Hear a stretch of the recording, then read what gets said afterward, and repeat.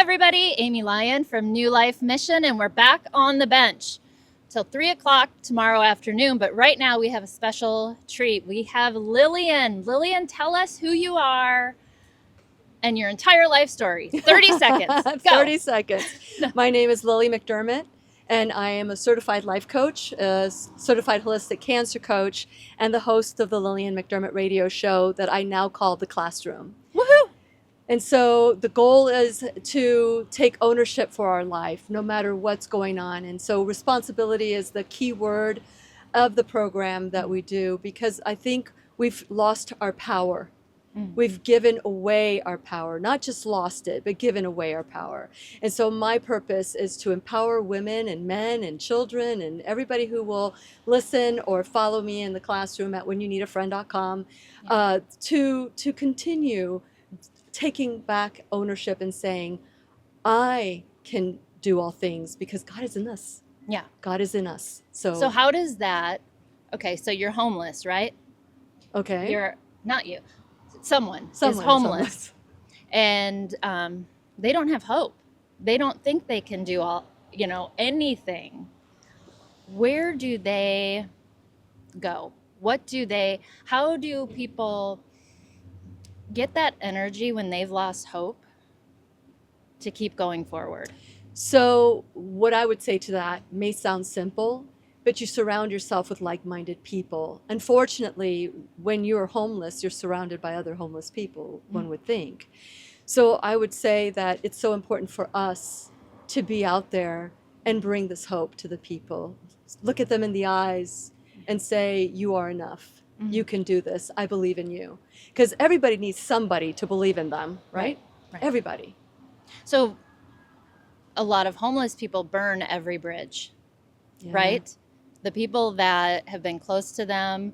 Now that's with addiction. They're not doing this purposely, and I'm not making a generalization, but a lot of the people that we've seen, their families no longer want to pick up the phone when they call. Yeah.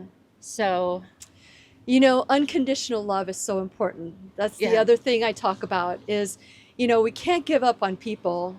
But I understand we do step away because sometimes it is painful to see those we love suffer the way they do, unnecessarily. They have all the resources that we could offer them, but yet the bottom line is the person who believes in that lack is because somehow that's in their belief system. Somewhere along the way that seed was planted, and others had nurtured it, also watered it, and made that seed of I'm not enough, not enoughness. And that's why I love what I do, is that I help people rewrite the programming. Rewrite the programming, because the brain doesn't know the difference between do or don't. It doesn't know the difference. It just knows what you focus on. And when you focus on something, whether you're saying I don't want it or I do want it, doesn't matter what is focused on after, because that's what we focus on. So if you're focusing on what you don't want, you get more of what you don't want. Yeah. And what happens is we're in this place where we feel we're not enough.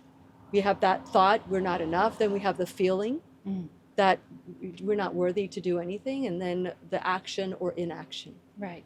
And unfortunately, it's more than one person. It takes a village. We need to encourage. And that's why I love New Life Mission, and I'm just beginning to hear about CETA, which I want both of you to be on my show. Done. Okay, good. We would love to. So we can talk about that. And so many years ago, I met a guy named Willie Baronet. I don't know if you know Willie Baronet, but he did a documentary called Signs of Humanity. Okay. And this documentary, they bought signs for homeless people, and they were able to tell the story. When they purchased the signs of each one, they would give them $5, $50. And because there is a story there for every human being, right? And part of what we're doing is we're educating the public about what really goes on behind the scenes with each of these people experiencing homelessness. So what, from a life coach standpoint, so anybody listening right now, anybody watching that's like, I mean, what can I do? I can't, it'd be a drop in the bucket, my help. What do you say to them? well, that drop can run the cup over. Right. That drop could make a difference. So we don't know where we belong in that container, where it could overflow. But I always say, and I have this image, that sometimes when our vessel becomes too big, it takes a lot of drops to allow us to overflow. And that's when joy comes. That's when achievements come. Sometimes we need to have our vessel be like like one of those thumb, that you do. Thimble, that's it, a thimble. And so we need to just take an ownership to have that vessel of a thimble. Okay. So that we can see the flow of that humanity in everybody we see. And one of the things that Willie Baronet taught me is that the people that are homeless, we ourselves don't want to look at them. So we need to become in tune with why we don't want to look at them. And he did that. And what he discovered about himself was that he feared being homeless himself. And I think we all have that fear. And maybe so that's if somebody why we don't look at doesn't them. have that fear, I want to know what people in the chat, like maybe why you don't want to stop, you don't want to help somebody. We'll talk later about why you shouldn't stop and why you shouldn't support panhandling. But, what is your fear about getting involved? So it's a question that we all need to be self-cleaning ovens, right? So, if once we are in alignment with what our thought, our feelings, and our actions are, that's when the flow of what God can do in our life can happen. And I know it's simple, but people that work with your organization and CETAs as well, New Life Mission and CETA and House of Hope, and there's others out there. God bless all of you because you are doing the things that we might want to do, but maybe are not being called to do in the same way. We can all be a part of it. Like me having you in my program is my way of supporting, sharing. Exactly. Like right now, you're being shared on my Facebook page as well. Hey. Yes. Hey. Yes. So I'm excited about that.